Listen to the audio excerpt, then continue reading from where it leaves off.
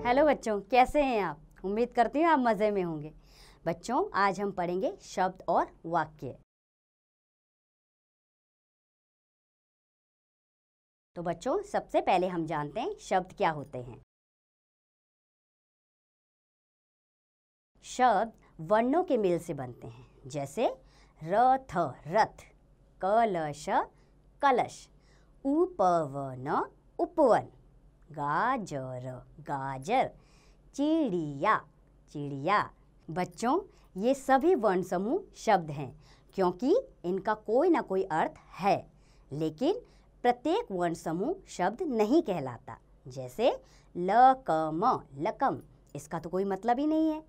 थीहा, ये कोई शब्द ही नहीं है। ये केवल वर्णों के समूह हैं, शब्द नहीं है क्योंकि इनका कोई अर्थ नहीं है। वर्णों का सार्थक समूह शब्द ही शब्द कहलाता है। तो आप जानते हैं बच्चों, शब्दों का जब वाक्य में प्रयोग किया जाता है तो वो क्या कहलाते हैं? वे पद कहलाते हैं। अब बच्चों, कुछ वर्णों को जोड़कर एक शब्द बनाते हैं, जैसे पेड़ पेड़, केला केला, कोयल कोयल, शेर शेर, पैदल हाथी हाथी।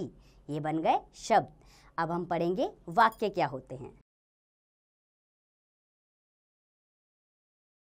बच्चों, अपने विचारों को दूसरों तक पहुंचाने के लिए हम वाक्य का प्रयोग करते हैं।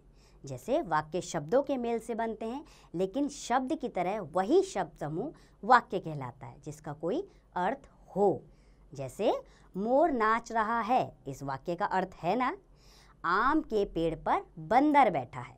ये शब्द समूह वाक्य हैं क्योंकि इनका अर्थ स्पष्ट हो रहा है। अब बच्चों, कुछ शब्द समूहों को पढ़ते हैं हम। जैसे खेल राघव है आरव और रहे, विदेश गए पिताजी हैं, आम अनिका है पसंद को। कुछ समझ में आया? बच्चों, इन शब्द समूहों का कोई अर्थ नहीं है, अर्थात इनसे बात समझ में ही नहीं आ रही है, इसलिए ये वाक्य नहीं है। वाक्य क्या होता है? शब्दों का ऐसा सार्थक समूह जिससे बात समझ में आ जाए, वो वाक्य कहलाता है। तो बच्चों, चलो आओ दोहराएं। शब्द वर्णों के मेल से बनते हैं। केवल वर्णों का सार्थक मेल ही शब्द कहलाता है। शब्दों का ऐसा सार्थक समूह जिससे बात समझ में आ जाए, वाक्य कहलाता है।